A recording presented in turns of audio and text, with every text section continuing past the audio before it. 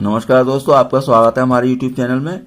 हम आपको class 11th का ये आपका अनुक्रम और श्रेणी वाला चैप्टर, नवा चैप्टर करा रहे हैं। तो इसका हमने 2 एक्सरसाइज की वीडियो अपलोड कर रखी है। अब ये थर्ड एक्सरसाइज आ गई, यानी कि 9.3। तो इसमें गुणोत्तर श्रेणी शुरू होगी। उन 2 एक्सरसाइज में क्या थी? समांतर श्रेणी। तो देखिए, गुणोत्तर श्रेणी इंग्लिश में बोलते हैं हम ज्योमेट्रिक प्रोग्रेशन, या शॉर्ट में कहते हैं जीपी। तो कैसी होती है ये मैं समझा रहा हूं। केवल 2, 4, 8, 16 हो ये। तो इसमें गुणोत्तर श्रेणी में क्या होना चाहिए कि क्रमागत पदों का भाग करके बराबर आना चाहिए। जैसे 4/2 क्या आएगा आपका 2, 8/4 क्या आएगा 2, 16/8 तो क्या आएगा 2। तो ऐसी श्रेणी को हम क्या कहते हैं? गुणोत्तर श्रेणी। जब 2 क्रमागत पदों का अनुपात समान रहता है, क्या मतलब A2/A1 या A3/A2, ऐसे मतलब ये क्रमागत पदों का अनुपात समान रहता है, तो ऐसी श्रेणी का नाम होता है गुणोत्तर श्रेणी। तो अनुपात है चूंकि, तो इसे बोलेंगे सार्वानुपात। सार्वानुपात को हम स्मॉल r से प्रदर्शित कर लेंगे। तो सार्वानुपात हो गया A2/A1 या A3/A2 डैश डैश, कुछ भी हो सकता है। क्रमागत पदों को ही भाग करना है। जैसे 20वें पद को 19वें पद से भाग करना है आपको, तो प्रथम पद का नाम वही रहेगा जो समांतर श्रेणी में था, A हो गया। nवां पद का फॉर्मूला बदल चुका है, A और इनटू r⁻n-1 हो गया है। अंतिम पद का फॉर्मूला जो nवां पद का होता है वही रहता है। अब श्रेणी क्या हो गई? श्रेणी हो गई AR डैश डैश AR⁻n-1। तो ये आपकी हो गई श्रेणी, इस टाइप की होती है। AR और AR⁻n-1। ये क्या है आपका nवां पद या अंतिम पद। आरंभ से nवां पद उसे ही बोलते हैं जो nवां पद होता है, यानी कि आरंभ से nवां पद। अंत से nवां पद का फॉर्मूला ये बनेगा आपका L/r⁻n-1। तो देखिए, आरंभ से हम चल रहे हैं तो r की गुणा होती जाती है, और जब अंत से पीछे हटेंगे तो भाग होगी। तो इसलिए अंत से nवां पद होता है L/r⁻n-1। इनके n पदों का योगफल का फॉर्मूला भी है ये, क्या? A और ब्रैकेट में r⁻n-1/r-1। ये कब फॉर्मूला लगाएंगे? जब r सार्वानुपात 1 से बड़ा हो। मतलब सार्वानुपात जैसे 2 है तो 1 से बड़ा है, तो ये वाला फॉर्मूला लगाएंगे। और अगर r का मान 1 से छोटा है तो ये वाला लगा देंगे, क्या? A और ब्रैकेट में 1 - r⁻n/1 - r। तो ये r का 1 से बड़ा होगा तो ये, 1 से छोटा होगा तो ये। अब गुणोत्तर माध्य भी होता है, जैसे समांतर माध्य था उसमें जोड़कर आधा कर दिया था। तो गुणोत्तर माध्य होता है दोनों के गुणनफल का वर्गमूल ले लें। तो A तथा B का गुणोत्तर माध्य हो गया, G से प्रदर्शित करेंगे, कैपिटल G = वर्गमूल AB। अब मतलब गुणोत्तर माध्य है तो इन दोनों के बीच में ही होगा। जैसे मैंने फिर दोबारा लिख कर बताया, A, G, B गुणोत्तर श्रेणी में हो तो ये बीच वाली संख्या क्या होती है? आपका गुणोत्तर माध्य। लेकिन गुणोत्तर श्रेणी की कंडीशन हमने बताई थी कि A2/A1, A3/A2। तो उस टाइप से मैं लिख रहा हूं इसे। जब ये गुणोत्तर श्रेणी में है तो A2/A1 यानी कि G/A हो गया। अब A3/A2 यानी B/G हो गया। तो देखो, इन्हें तिरछी गुणा करोगे तो G² हो जाएगा, और ये AB यानी कि G² = AB या G = वर्गमूल AB। तो इसलिए ये गुणोत्तर माध्य का आपका फॉर्मूला बन गया है। एक्सरसाइज स्टार्ट करते हैं। ये है आपकी 9.3 गुणोत्तर। पहला क्वेश्चन, गुणोत्तर श्रेणी 5/2, 5/4, 5/8 का 20वां पद ज्ञात करो और nवां पद भी ज्ञात करो। तो हमने श्रेणी लिख दी। A तो आपका ये हो गया, R क्या होगा? A2/A1 यानी कि 5/4 को 5/2 से भाग करेंगे तो ये 5 कैंसिल हो जाएगा, 2 दूनी 4, 1/2 आ जाएगा।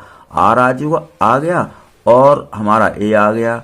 nवां पद का फॉर्मूला ये बन गया, AR⁻n-1। A का मान रख दो और ये ½ अब देखिए, इसे ध्यान से देखें, 5/2 तो ये है ही, और 1/2 की घात क्या है? n-1। 2 की घात 1 है यहाँ पर, और ये n-1 है, तो 2 है दोनों जगह, तो दोनों की घातें जुड़ गई। तो 1 + n-1, तो 1 तो कैंसिल हो जाएगा, तो 2 की घात n आ गया। तो ये कितना आ गया? nवां पद। अब आपको निकालना है 20वां पद, तो n की जगह ही यहाँ पर 20 रख दें तो ये 20वां पद हो गया। सेकंड क्वेश्चन, उस गुणोत्तर श्रेणी का 12वां पद ज्ञात करो जिसका 8वां पद 192 तथा सारवानुपात 2 है। 12वां पद ज्ञात करना है, 8वां पद दे रखा है और सारवानुपात, तो हमने मान लिया श्रेणी का प्रथम पद ए तथा सारवानुपात आर है, तो ए एन का फॉर्मूला तो ये बना आपका। ए पता नहीं है, आर उन्होंने दे रखा है, सारवानुपात 2 है तो आर पता चल चुका है। 8वां पद तो ए 8 दे रखा है।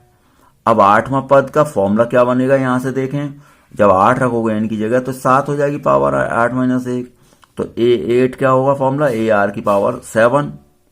तो जैसा कि समानता श्रेणी में एक कम लिख देते थे, मान लो 5वां पद लिखना है तो a + 4d, वैसे यहां पर भी एक पावर कम है तो 8वां पद लिखना है तो ए आर की पावर 7, तो ए आर की पावर 7 लिख दिया। ये ए 8 इनकी 8वां पद आपको दे रखा है, कहां दे रखा है, 8वां पद 192 है, तो 8वां पद की जगह क्या रख दिया 192। ए हमें पता नहीं है, आर का मान है 2। अब यहां से इसे सॉल्व करेंगे, देखिए ए, अब ये 2 की पावर 7 है तो इसका मान आएगा 128। 2 की पावर 7 करेंगे, 2 दूनी 4 दूनी 8 ऐसे, तो 128 आ गया। ए निकालना है तो 128 192 के बटे में ले जाएंगे आप, तो इन्हें किसी तरीके से कैंसिल करेंगे तो ए का मान 3/2 आ चुका है। अब जब ए निकल चुका है और आर पहले से ही था तो 12वां पद आपका निकल जाएगा ए आर की पावर 11, क्योंकि 12वां पद है तो आर की पावर तो एक कम आएगी, जैसे n-1 है nवां पद में, तो ये हमने 12वां पद निकाल दिया ए आर की पावर 11, ए का मान रख दिया और 2 की घात 11 हो गई। अब 2 की घात 1 नीचे भी है, 2 है, और 2 की घात 11 तो 1 घट जाएगी पावर, तो 3 × 2 की घात 10, 2 की घात 10 आराम से कर सकते हैं आप, 1024 आएगा, 1024, इनकी गुणा कर दी तो 3072 आपका ये आंसर हो गया है। तो ये क्वेश्चन नंबर 2 था। अब थर्ड क्वेश्चन क्या है, किसी गुणोत्तर श्रेणी का 5वां पद, 8वां पद, 11वां पद क्रमशः पी क्यू एस हैं, तो दिखाइए क्यू स्क्वायर = PS। मतलब 5वां पद क्या है आपका P, और 8वां पद क्या है Q, और 11वां पद क्या है S, तो ये सिद्ध करना है। तो मान लें पहले श्रेणी का प्रथम पद A, सारवानुपात R मान लीजिए, तो A5 कैसे निकालोगे, AR की पावर 4, A8 यानी 8वां पद AR की पावर 7, 11वां पद AR की पावर 10। अब ये दे रखे हैं A5 यानी 5वां पद है P, और 8वां पद है क्या Q, और 11वां पद है S, तो ये हमें मान पता चल गए। हमें क्या करना था Q स्क्वायर, तो पहले Q स्क्वायर कर ही लें, तो Q स्क्वायर करेंगे तो इसका स्क्वायर करेंगे AR की पावर 7 का स्क्वायर, तो क्या बनेगा A की पावर 2 और 7 दूनी 14, तो ये बन गई आपकी समीकरण नंबर 1। Q स्क्वायर निकल गया, A स्क्वायर R की पावर 14। अब हमें निकालना है, दूसरी साइड करनी है PS, तो PS कर लो यानी P × S कर लो, तो P और S की गुणा करें तो AR की पावर 4, AR की पावर 10, A × A तो हो गया A स्क्वायर, R की पावर 4 और 10 कितने होगा 14। हमने देखा समीकरण 1 और 2 में ये दोनों बराबर हैं, तो समीकरण 1 और 2 से जब ये दोनों बराबर हैं राइट हैंड साइड, तो लेफ्ट हैंड साइड भी बराबर हो गई, तो समीकरण 1 2 से क्या हो गया Q स्क्वायर = PS सिद्ध हो गया। चौथा, किसी गुणोत्तर श्रेणी का चौथा पद उसके दूसरे पद का वर्ग है, यानी कि चौथा पद दूसरे पद का वर्ग है, तथा प्रथम पद -3 है, तो 7वां पद ज्ञात करो। तो हमने मान लिया, माना श्रेणी का प्रथम पद A तथा सारवानुपात R है। अब देखिए AN यानी कि nवां पद का फॉर्मूला ये बनता है, लेकिन उसने दे रखा है प्रथम पद, तो A लिख दिया हमने -3, और क्या दिया है चौथा पद की जिक्र है तो चौथा पद भी लिख लिया, और एक दूसरे पद का भी है यहाँ पर, तो दूसरा पद भी लिख लिया। लेकिन दिया क्या है, चौथा पद दूसरे पद का वर्ग है, तो चौथा पद बराबर क्या लिखेंगे, दूसरे पद का वर्ग। तो मैंने यहां पर लिख दिया A4 = A2 का स्क्वायर, यानी कि चौथा पद दूसरे पद का होल स्क्वायर यानी वर्ग है। तो चौथा पद का फॉर्मूला मान रख दिया यहाँ AR3, और A2 कितना था AR, वो रख दिया, इसका होल स्क्वायर करिए तो AR3 = A square R square. अब देखिए एक A यहाँ से कैंसिल हो जाएगा, और ये R की पावर 3 है और 2 पावर से कैंसिल हो गई, यहाँ बचेगा R और ये बचेगा A, तो R = कितना बच गया A। ए का मान -3 था तो यहाँ पर -3 रख दिया, तो आर का मान भी हमारा निकल गया है -3। तो ए का मान तो -3 था और आर का मान भी -3 आया। तो ए और आर जब निकल गए तो अब हम सातवां पद आराम से कैलकुलेट कर सकते हैं। तो A7 क्या होगा, ए आर की पावर 6, तो ए का मान -3 और ये -3 की होल पावर 6। तो देखिए दोनों ही एक जैसे हैं, तो गुणा में घातें जुड़ जाएंगी। तो ए की इसकी घात 1 है, ये 6 है, तो कितनी हो गई 7 पावर। तो A7 आपका आ गया -3 की होल पावर 7। चाहे यहाँ पर आंसर छोड़ दें या फिर उससे कैलकुलेट कर लें। कैसे, 3 को 7 जगह गुणा कर दें लिखकर, 3 तिया 9 तिया 27 या 81 ऐसे, तो ये आएगा आपका आंसर -2187। तो ये आपका चौथा क्वेश्चन आपका हो गया है। फिफ्थ क्वेश्चन का यह है अनुक्रम का कौन सा पद, इनकी 3 पार्ट हैं, कौन सा पद 128 है, जैसे इसका 729 है, इसका ये है। तो पहला पद हम पहला पार्ट कर रहे हैं।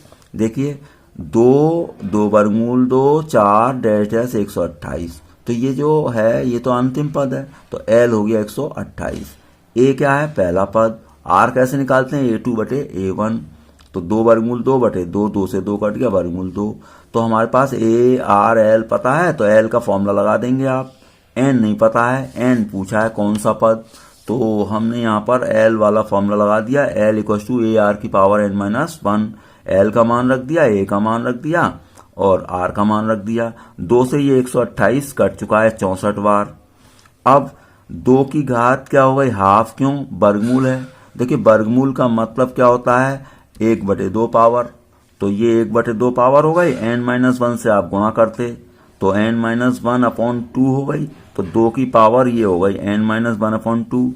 64 को 2 की पावर में बदल दो तो 2 की घात 6, दोनों तरफ आधार समान हो गए, तो घातें भी आपको समान करनी होंगी। तो जब बेस सेम है तो पावर सेम, तो 6 = n-1/2, 2 से गुणा कर दें 12 है, n-1 एक इधर ले जाएंगे 13, तो 13वां पद आपका ये हो चुका है।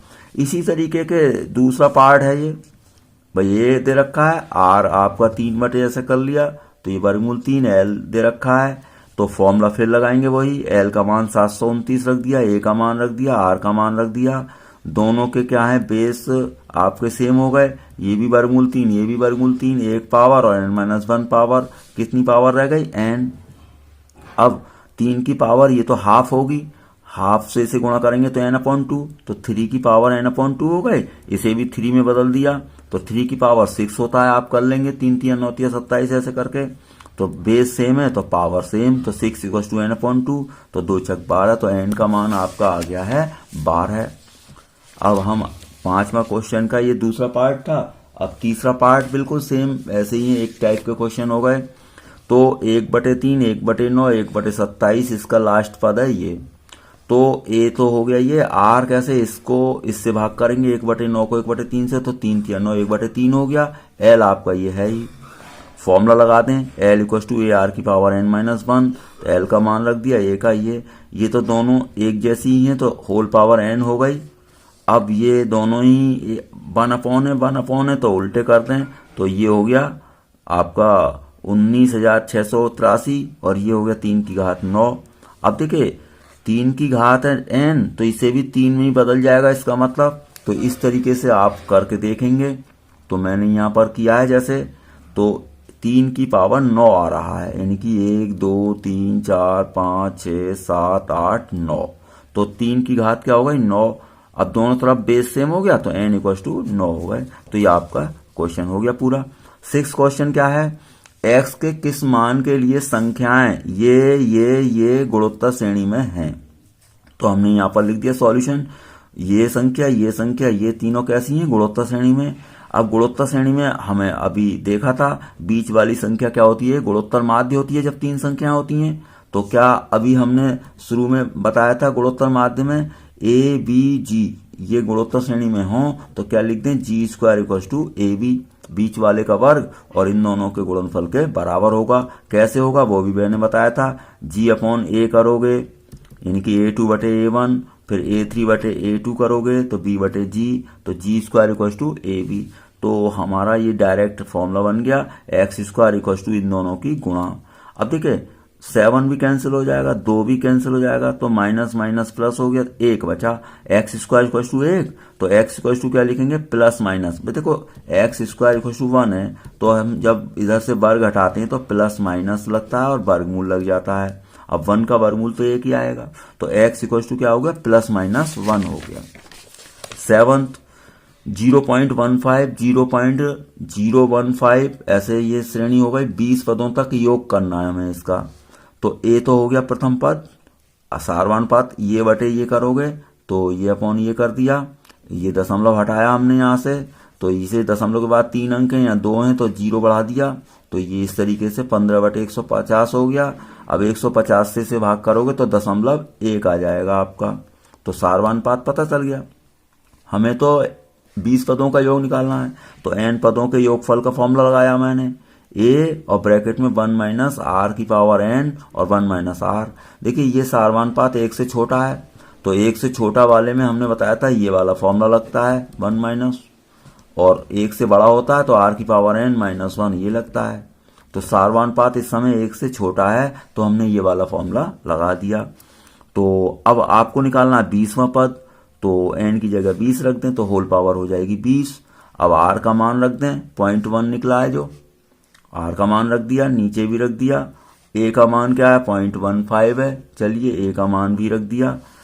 अब ये तो सॉल्व होगा नहीं, इसकी होल पावर 20 है, 1 में से 0.1 घटाएंगे तो 0.9 बचेगा।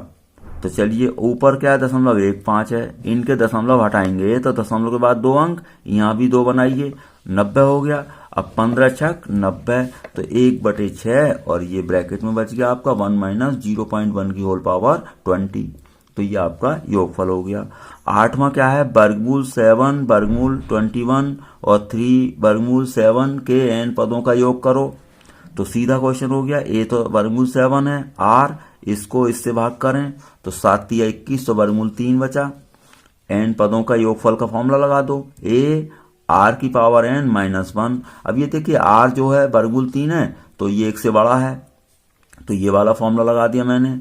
अब बस केवल मान रख दें, अब r की जगह वर्गमूल 3 रख दिया, होल पावर n माइनस 1 वर्गमूल 3 माइनस 1।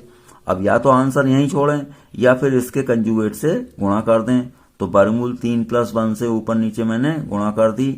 अब ये नीचे बनेगा a minus B, a plus B क्या बनेगा, a square minus B square, तो वर्गमूल 3 का स्क्वायर 3 हो गया, 1 का स्क्वायर 1 हो गया। अब 3 माइनस 1 क्या बचेगा 2, और वर्गमूल 7 तो ऐसे ही रहेगा, और ये भी ऐसे ही रहेगा, ये भी ऐसे ही रहेगा, तो ये हमने यहाँ पर ऐसे ही लिख दिया। ये n/2 क्यों बन गया है, क्योंकि 3 की वर्गमूल है। अब वर्गमूल 3 का मतलब होता है 3 की पावर 1/2, और होल पावर क्या चल रही थी आपकी n, तो क्या हो गया 3 की पावर हो गया आपका n/2, वो ऐसे लिख दिया, नहीं तो ऐसे ही लिखा रहते हैं आप। तो 3 की पावर n/2 बन गया है, और ये आपका फाइनल आंसर हो गया। तो ये क्वेश्चन नंबर था 8। अब अगला क्वेश्चन है आपका 9th। तो 9th क्वेश्चन में क्या है, 1 comma minus A square minus a का क्यूब n पदों तक योग। वही क्वेश्चन, a हो गया आपका यानी कि पहला पद a1, अब यहाँ पर a1 इसलिए ले लिया, a यहाँ पर ही छपा है, तो a1 हो गया 1 और r हो गया, इसको इससे भाग करा तो माइनस a, तो sn वाला फॉर्मूला लगा दिया। यहाँ पर सारवानुपात माइनस है, ये तो 1 से छोटा मानना है हम इसे, तो 1 माइनस r की पावर n और 1 माइनस r वाला फॉर्मूला लगा दिया। 1 माइनस, अब r की जगह वैल्यू रख दी, minus a whole power n minus a। अब ये तो माइनस माइनस क्या हो जाएगा, प्लस हो जाएगा, वो ऐसे ही रहेगा। तो ये आ गया आंसर। 10th क्वेश्चन क्या है, एक्स क्यूब एक्स की पावर 5 एक्स की पावर 7 के n पदों का योगफल वही, तो a हो गया, r हो गया, इसको इससे भाग करा तो एक्स स्क्वायर हो गया, n पदों के योगफल का मान रख दिया। अब यहाँ पर सारवानुपात चाहे आप इसे अब 1 से छोटा समझें या 1 से बड़ा, यहाँ पर कोई प्रॉब्लम नहीं है, तो मैंने ये लिख दिया, a का मान रख दिया, r का मान रख दिया, होल पावर n है तो 2n हो जाएगी पावर, ये ऐसे ही रहेगा, तो ये ऐसे ही पड़ा रहेगा। तो ये क्वेश्चन आपका था 10th क्वेश्चन है। तो 10th क्वेश्चन के बाद आएगा आपका 11th क्वेश्चन में आपका है मान ज्ञात कीजिए। ये लिखा है आपका सिग्मा, इसे क्या बोलते हैं, सिग्मा बोलते हैं आप। तो सिग्मा के ऊपर क्या लिखा है, K 1 से लेकर 11, तो इसका मतलब ये होता है कि k का मान 1 से स्टार्ट करेंगे, 1 रखना, 1 रखेंगे, 2 रखेंगे, 3 रखेंगे, 11 तक रखेंगे। सिग्मा का मतलब ये होता है योग का।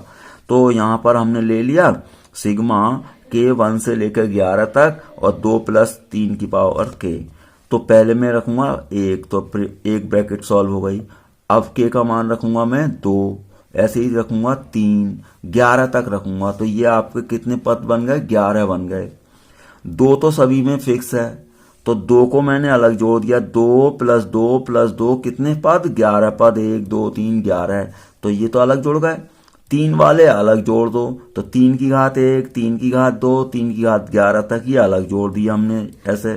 तो 11 को मतलब 2 को 11 जगह जोड़ोगे तो 11 × 2 हो जाएगा, तो ये तो ऐसे ही जुड़ गया। ये आपकी गुणोत्तर श्रेणी बन गई। गुणोत्तर श्रेणी में ये a है आपका 3, और r कैसे निकालोगे? ये इसको बटे में इसके करोगे तो क्या करोगे? 3 की स्क्वायर बटे 3 की घात 1, तो 3 बचेगा। तो a और r पता चल गए। तो r क्या है? 3 है, तो 1 से बड़ा है, तो SN वाला ये वाला फॉर्मूला लगा दिया, a r⁻n-1 बटे r-1। तो हमने ये वाला फॉर्मूला यहाँ पर रखा है। a का मान क्या रख दिया? 3, r का मान भी क्या है? 3, n क्या है? 11 पद हैं, क्योंकि ये 11 पद हैं, 11 पद हैं। पूरी ब्रैकेट कितनी है? 11, तो 11 रख दिया। अब ये हमसे ज्यादा सॉल्व होगा नहीं, क्योंकि 3 की पावर 11 करोगे तो क्या फायदा है, बहुत बड़ी संख्या हो जाएगी। तो ये तो 22 + 3 ऐसे ही छोड़ दें आंसर आप। 22 + 3/2 और 3 की पावर 11 और -1। बड़ी संख्या को ऐसे ही छोड़ दें, पावर बड़ी हो तो। अब 12वां क्या है? एक गुणोत्तर श्रेणी के 3 पदों का योग 39/10 है तथा उनका गुणनफल 1 है। सार्वनुपात तथा पदों को ज्ञात करो। देखिए, गुणोत्तर श्रेणी के 3 पदों का योग है और गुणनफल है। जब गुणनफल दे रखा हो कभी गुणोत्तर श्रेणी के 3 पदों का, तो 3 पद ऐसे वाले मान लें, a/r, a/ar।